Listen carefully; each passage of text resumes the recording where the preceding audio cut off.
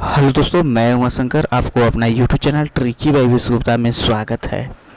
दोस्तों, आज मैं आप लोग के लिए मुख्यमंत्री मेधा छात्रवृत्ति योजना 2022 जो झारखंड सरकार द्वारा इस वर्ष से लागू किया गया है, उसी का मैंने CMMSS एग्ज़ाम 2022 का इम्पोर्टेंट क्वेश्चन खासकर साइंस विज्ञान का लेकर आया हूँ। दोस्तों, जैसा कि आपको मालूम है, आप लोग का एग्ज़ाम 13 जुलाई को हो जाएगा। इसी के लिए मैंने आप लोग को बहुत ही वायरल क्वेश्चन लेकर आया हूँ। यह आपके लिए बहुत ही अहम है, इसीलिए इसे लास्ट तक ज़रूर देखिएगा और हो सके तो मेरे चैनल को शेयर तथा सब्सक्राइब करना नहीं भूलेंगे दोस्तों। तो चलिए दोस्तों, आज मैं आप लोगों को साइंस विज्ञान का 35 इम्पोर्टेंट क्वेश्चन लेकर आया हूँ। अर्थात इसमें से आपको 35 क्वेश्चन ज़रूर से ज़रूर अड़ जाएगा, इसलिए वीडियो को ज़रूर देखिएगा दोस्तों। तो चलिए वीडियो को देखते।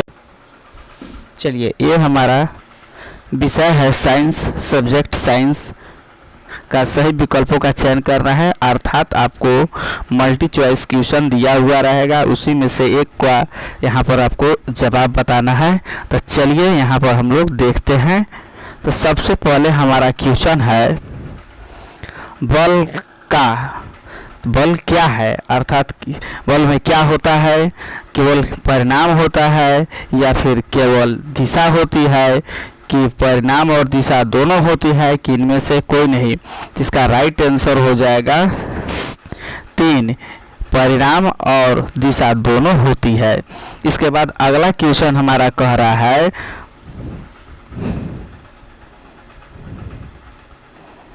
ये हमारा देखिए, एक क्वेश्चन हमारा कह रहा है, अगला क्वेश्चन, दाब का मात्रक क्या है? आप इसको इंग्लिश में भी देख सकते हैं। Is the unit of pressure pascal, Newton प्रति वर्ग मीटर, या पहला दूसरा दोनों, कि इनमें से कोई नहीं? तो इसका राइट आंसर हो जाएगा 3। इसके बाद अगला क्वेश्चन कह रहा, आवृत्ति का मात्रक क्या होता है? आवृत्ति का मात्रक क्या होता है? तो इसका राइट आंसर हो जाएगा 3, हर्ट्ज होता है, जिसे हम HZ से सूचित करते हैं। जबकि आवर्तकाल का सेकेंड होता है। आवर्तकाल का सेकेंड होता है। इस तरह से हम लोग कर सकते हैं। इसके बाद हमारा अगला क्वेश्चन यहाँ कह रहा है, ध्वनि संचलित हो सकती है। अर्थात ध्वनि संचलित किस में हो सकती है? तो इसका राइट आंसर हो जाएगा ठोस, द्रव, गैस, तीनों में हो सकती है। इसके बाद अगला क्वेश्चन है, बल क्या कर सकता है? तो इसका राइट आंसर हो जाएगा इनमें से सभी। अर्थात बल गति को बढ़ाता है, गति को घटाता है, वस्तु के आकार को बदलता है। ये सब किसके कारण होता है? बल के कारण होता है। इसके बाद अगला क्वेश्चन हम लोग देखेंगे। अगला क्वेश्चन है, कुएं से पानी खींचना कैसा बल है? कुएं से पानी खींचना यह किस प्रकार का बल है? तो अभिकर्षित बल है, इसीलिए ऑप्शन नंबर 2 हो जाएगा। इसके बाद कह रहा है, भार का मात्रक क्या होता है? तो भार का मात्रक न्यूटन होता है। इसके बाद अगला क्वेश्चन कह रहा है, आपतन कोण परावर्तन कोण बराबर होते हैं। अर्थात सदैव बराबर होते हैं। इसका आंसर हो जाएगा सदैव बराबर होते हैं। इसके बाद हम लोग अगला क्वेश्चन देखेंगे। अगला क्वेश्चन कह रहा है, हम किसी अदीप्य वस्तु को देख सकते हैं जब प्रकाश उससे उत्सर्जित होकर आँखों तक पहुँचती है, या उससे हमारी आँखों की ओर परावर्तित होती है? इसका राइट आंसर आपका हो जाएगा 2। उससे हमारी आँखों की ओर परावर्तित होती है, जिसके कारण हम उस वस्तु को देख सकते हैं। इसके बाद अगला क्वेश्चन है, नेत्र का वह भाग जो इसमें प्रवेश करने वाले प्रकाश को नियंत्रित करता है उसे क्या कहते हैं? आइरिस, अर्थात उसे परितालिका या आइरिस कहा जाता है। इसलिए आंसर हो जाएगा ए। इसके बाद हम लोग अगला क्वेश्चन देखते हैं। अगला क्वेश्चन हमारा कह रहा है, इनमें से कौन सा विद्युत धारा का सुचालक है? अर्थात सुचालक जिसमें विद्युत धारा संचालित होती है, अर्थात जिसमें विद्युत धारा अच्छी तरह से प्रभावित होती है, अर्थात उसमें धारा प्रवाहित होती है, उसी को, अर्थात इसका राइट आंसर हो जाएगा पीतल। इसके बाद हमारा अगला क्वेश्चन कह रहा है, विद्युत धारा उत्पन्न करती है, अर्थात विद्युत धारा किसमें उत्पन्न होती है? तो इसका राइट आंसर हो जाएगा आपका 4, ऊष्मीय, चुंबकीय एवं रासायनिक प्रभाव के कारण उत्पन्न होती है। इसके बाद अगला क्वेश्चन है, निम्नलिखित में से कौन सा घोल विद्युत का सुचालक है? इसका राइट आंसर हो जाएगा नींबू का घोल, जो विद्युत का सुचालक है, इसमें विद्युत धारा प्रवाहित हो सकती है। इसके बाद हमारा अगला क्वेश्चन है, निम्नलिखित में से कौन सा कुचालक है? कुचालक जिसमें धारा प्रवाहित नहीं होती है। इसके लिए राइट आंसर रबर हो जाएगा, ऑप्शन नंबर 4। वह अधातु जो विद्युत का सुचालक है क्या कहलाता है? तो ग्रेफाइट कहलाता है। इसके बाद अगला क्वेश्चन हम लोग देखेंगे। यह क्वेश्चन कह रहा है, निम्नलिखित में से कौन सी धातु सबसे अधिक अभिक्रियाशील है? तो इसका राइट आंसर हो जाएगा सोडियम। इसके बाद अगला क्वेश्चन हमारा कह रहा है, एक ईंधन नहीं है, तो ईंधन कौन नहीं है? तो मृदा, जो ईंधन नहीं है। इसके बाद अगला क्वेश्चन है, जंगल में आग किस मौसम में जल्दी लगती है? तो इसका राइट आंसर हो जाएगा ग्रीष्म में। इसके बाद अगला क्वेश्चन है, दहन के लिए क्या आवश्यक है? अर्थात जलने के लिए क्या चाहिए? ऑक्सीजन चाहिए। इसके बाद कह रहा है, द्वितीयक प्रदूषक क्या है? तो द्वितीयक प्रदूषक कार्बन डाइऑक्साइड है। इसके बाद अगला क्वेश्चन कह रहा है, आदर्श ईंधन के अंतर्गत आदर्श ईंधन के गुण नहीं है, कौन सा गुण नहीं है? तो इसका राइट आंसर है महंगा।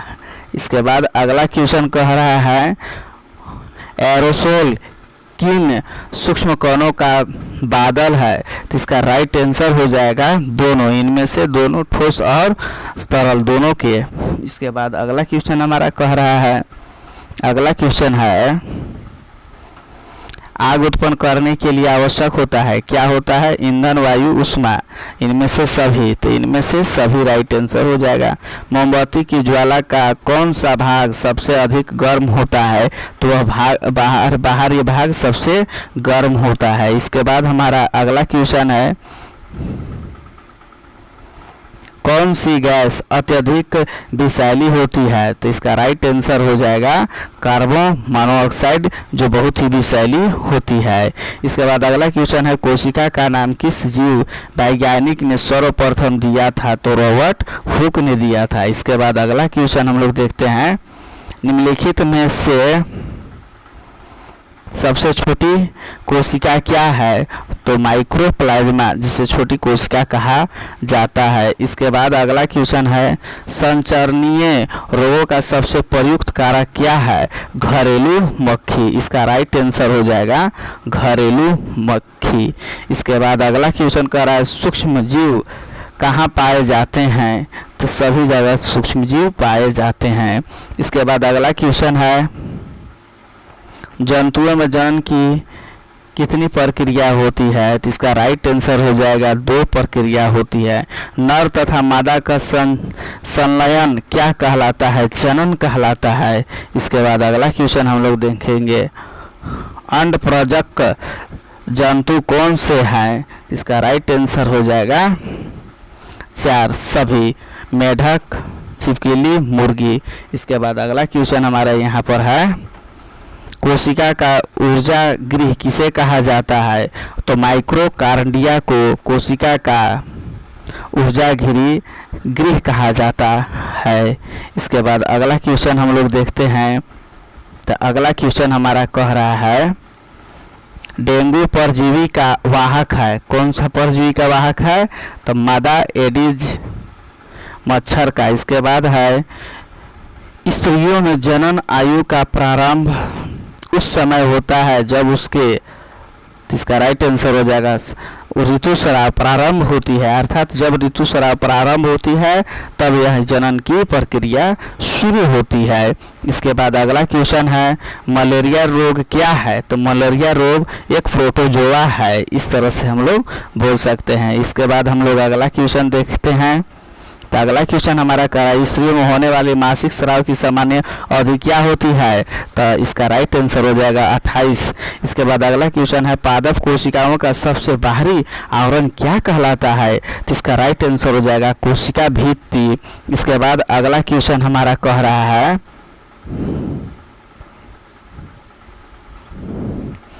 मुर्गी के बच्चों को क्या कहते हैं? तो उसको चूजा कहते हैं, राइट आंसर ये हो जाएगा। शुक्राणु में होते हैं, शुक्राणु में क्या होते हैं? सूक्ष्म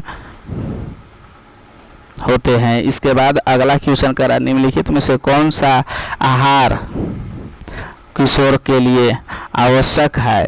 तो इसका राइट आंसर हो जाएगा रोटी दाल सब्जी। इसके बाद कह रहा है AISD एड्स किस संक्रमित व्यक्ति से दूसरे संक्रमित व्यक्ति के जरिए फैल सकता है? तो रुधिरधानी में अर्थात ब्लड से फैलने की शंका होती है। इसके बाद अगला क्वेश्चन हमारा यहाँ कह रहा है निम्नलिखित में से कौन सा क्वेश्चन है निम्नलिखित में से कौन सा प्रतिजैविक है? तो इसका राइट आंसर हो जाएगा स्ट्रेप्टोमाइसिन, इसका राइट आंसर हो जाएगा। इसके बाद अगला क्वेश्चन है यीस्ट का प्रयोग निम्न के उत्पाद में होता है? तो एल्कोहल के उत्पाद में होता है। इसके बाद अगला क्वेश्चन हम लोग देखते हैं आत्महत्या की थैली किसे कहा जाता है? तो लाइसोसोम को आत्महत्या की थैली कहा जाता है। लड़कियों की अंतःस्रावी ग्रंथियों से हार्मोन उत्सर्ज होती है, उसे क्या कहते हैं? तो एस्ट्रोजन कहा जाता है। इसके बाद अगला हम क्वेश्चन देखते हैं दूध को दही में बदलने वाली सूक्ष्म जीव है? तो कौन सा जीव है? तो इसका राइट आंसर हो जाएगा 4, राइट आंसर 4 हो जाएगा लैक्टोबैसिलस। इसके बाद अगला क्वेश्चन है प्रोटीन निर्माण का संश्लेषण होता है किसमें होता है? तो इसका राइट आंसर हो जाएगा राइबोसोम, इसका राइट आंसर राइबोसोम हो जाएगा। इसके बाद अगला क्वेश्चन है निम्नलिखित में से कौन सा जीव जनित रोग है, अर्थात जनित रोग है जिससे होता है? तो क्षय रोग, राइट आंसर हो जाएगा। इसके बाद कह रहा है हार्मोन क्या है? तो हार्मोन क्या है? भौतिक रसायन पदार्थ है, रासायनिक पदार्थ है कि दोनों है कि इनमें से कोई नहीं? तो इसका राइट आंसर हो जाएगा 2, रासायनिक पदार्थ है। इसके बाद हम लोग देखते हैं इस तरह से यह आपको CAS के लिए बहुत ही इम्पोर्टेंट है, अर्थात मेधा छात्रवृत्ति प्रतियोगिता के लिए बहुत ही इम्पोर्टेंट है। इसीलिए वीडियो को अंत तक देखें और अपने दोस्तों को भी देखने के लिए प्रेरित करें। फिर मिलेंगे नए वीडियो के साथ, तब तक के लिए जय हिंद, बेस्ट ऑफ